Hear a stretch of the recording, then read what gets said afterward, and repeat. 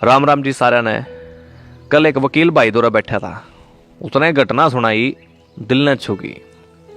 वो बोलिया मैं अपने चैम्बर में बैठा था, एक आदमी गोली की तरह भीतर बढ़िया चैम्बर में, हाथ में कागज थे, धूप में बेचारे का काला चेहरा हो रहा था, बड़ी लंबी लंबी दाढ़ी, सफेद कपड़े और पोंछा वगैरह लग रहा था। उसने कहा अगर उसके पूरे फ्लैट पर स्टे लेना है, बताओ के कागज लगेंगे और कितना खर्चा लगेगा। मैंने कहा उससे ताऊ जी बैठो पहले, और फिर अपने पानी वाले भाई से कहा अग भाई रहे पानी दिए। ताऊ ने वो कुर्सी पर बैठ गए। मैंने उनके सारे कागज देखे, सारी जानकारी ले ली उस पते। आधा पौना घंटा गुजर गया। फिर मैंने कहा भाई मैं इन कागजा ने देख लूँ, आपके केस पर विचार कर लूँगा, आप न्यू करो शनिवार ना जो। और 4 दिन बाद जो शनिवार आया, उस दिन और फिर आदमी आया, वैसे ही कपड़े। उस दिन बड़ा निराश लग रहा था, बड़ा डेस्परेट लग रहा था, अपने भाई पर गुस्सा था। इसीलिए मैंने उससे बैठने खातर गया। वो बैठा ऑफिस में, अजीब सी खामोशी, वो नजरें झुका के बैठा, मैं उसकी तरफ देख रहा था। मैंने बात शुरुआत करी, अख्ताऊ जी मैंने आपके सारे कागज देख लिए, आप 2 भाई हैं, 1 बहन है, माँ बाप बचपन में गुजर गए थे, तो हमने 9वीं पास कर रखी, छोटा भाई इंजीनियर है। आपने भाई की पढ़ाई खातर अपना स्कूल छोड़ दिया, लोगा के खेत में दिहाड़ी पर काम किया, फटे सटे कपड़े पहले करता तो भरपेट खाना नहीं खाया, लेकिन भाई के पढ़ाई के चक्कर में एक पैसे की कमी नहीं होने दी। एक बार क्या होया, खेलते खेलते आपके भाई का खेड़ मार दी किसी सांड ने, उसके सींग लग गए, लहूलुहान हो गया आपका भाई। फिर आप उसने कंधे बैठा के ले गए कम से कम 5 किलोमीटर दूर, क्योंकि अस्पताल इतनी दूर था। सही देखा जावे तो आपकी उम्र भी नहीं थी इतनी, लेकिन भाई में तो जान बस रही थी। माँ बाप के बाद आप ही इनके माँ बाप थे, यही भावना आपके मन में थी। फिर आपका भाई इतनी सारी मेहनत करके ना, आपकी दुआओं से, आपकी मेहनत से, आपके भाई की मेहनत से, पढ़ाई से, लगन से आपके भाई ने इंजीनियर कॉलेज में एडमिशन मिल गया। आपका दिल खुशियां से भर गया भाई, अगर मेरा भाई भी इंजीनियर बनाएगा और हमारे सारे दुख दर्द दूर करेगा। फिर आपने मरते दम तक मेहनत करी, 80,000 की 1 साल की फीस भरी, दिन रात एक कर दिया, बहू के गहने गिरवी धर दिए, आड़ती पते पीछे ठाए, अपने भाई की सारी जरूरत पूरी करी। फिर अचानक होया कि आपके भाई की किडनी खराब होगी। एक आपने डॉक्टर पे ले गए, बड़े अस्पताल में ले गए, तो डॉक्टर ने कहा बोले किडनी काटनी पड़ेगी और दूसरी लानी पड़ेगी। आपने देर न लाई, अगले मिनट कह दी कि डॉक्टर साहब मैं अपने छोटे भाई ने किडनी दूंगा।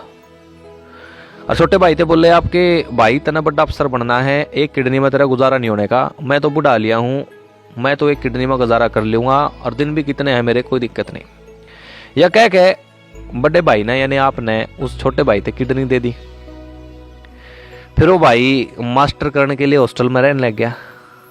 कभी घर में लाडू बन रहे, थम देने जाओ, खेत में मक्की हो भाई ने देने जाओ, तीज त्योहार हो भाई ने कपड़े देने जाओ। घर से हॉस्टल 25 किलोमीटर दूर था, लेकिन भाई थे डब्बा देने खातर आपने साइकिल पर चले जाया करते। और जब भाई ने श्यामी बैठा का पहला निवाला भाई थे खिलाया कर दे, आपका दिल खुशियां से भर गया था। फिर आपके भाई की मास्टर भी होगी, मास्टर डिग्री भी होगी। खुशी में हमने भंडारा ला दिया, सारे गांव तक खाना खिलाया।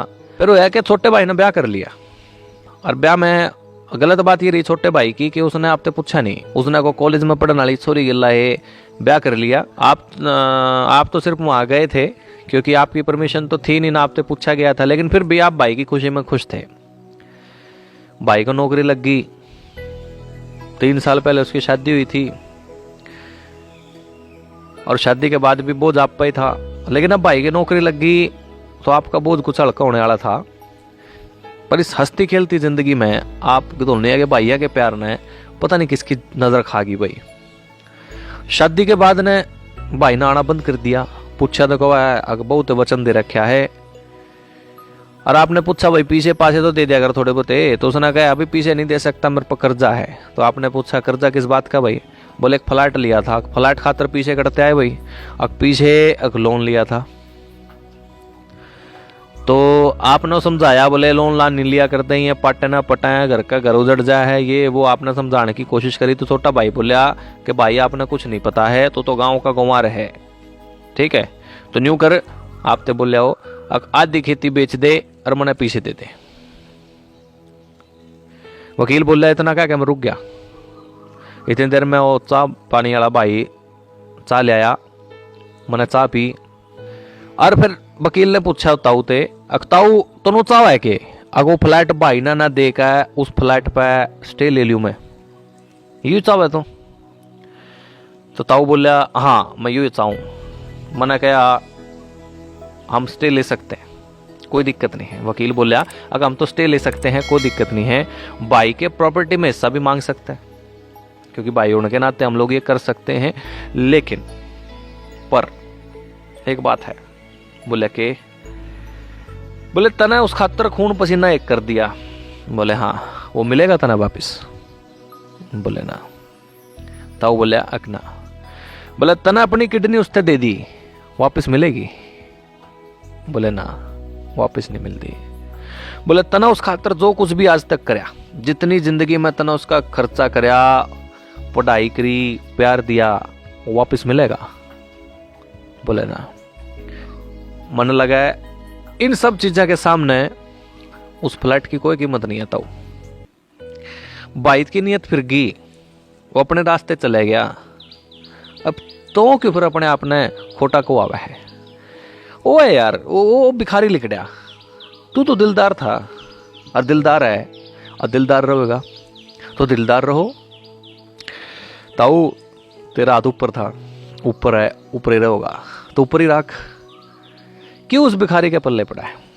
एक काम करो ताऊ, कोर्ट कचहरी करने की बजाय बच्चा ना पढ़ाओ लिखाओ, पढ़ लिख कर आपका भाई बिगड़ गया, इसका मतलब यूँ थोड़ी है कि बच्चे बिगड़ जाएंगे ना। बच्चा ना पढ़ा लिखा, बड़ा आदमी बनाने की कोशिश कर। वकील बोलिया अगो ताऊ मेरे मुंह का नहीं देखने लग गया और खड़े हो गया, सारे कागज ठाए, आंखों में आंजू आ रही थी, आंजू पूंजी। बोलिया चलता हूं वकील साहब। रोन न हो रहा था बेचारा, और उसके आंखों में थे आंजू इसे लिकड़ने हो रहे थे, लेकिन फिर भी वो लुकाने की कोशिश कर रहा था, कदे मन दिख ना जाए। इस बात ने कई साल गुजर गए और कल आ रहा था वो ताऊ, वो बोलिया कि बाल सफेद हो रही, दाढ़ी सफेद हो रही। उस गेले एक नौजवान था और हाथ में थी एक थैली। मैंने कहा ताऊ आ जाओ बैठ जाओ। उसने कहा बैठने नहीं आया वकील साहब, मिठाई खिलाना आया हूँ। जो मेरा बेटा है बेंगलोर रहा है, कल गांव में रहा था, 3 स्टोरी बिल्डिंग बना ली, थोड़ी थोड़ी करके 10-12 किले जमीन खरीद ली। वकील बोलिया मैं उसकी खुशी एक्सप्लेन नहीं कर पाऊंगा, इतनी खुशी उसके चेहरे पे, गुणी ज्यादा खुशी ताऊ के चेहरे पे थी। बोले वकील साहब तुमने मेरे तेनू कहा था कोर्ट कचहरी के चक्कर में मत लगो। गांव के सब लोग मुझे भाई के खिलाफ उकसा रहे थे, मैंने उनकी नहीं वकील साहब, मैंने आपकी बात मानी।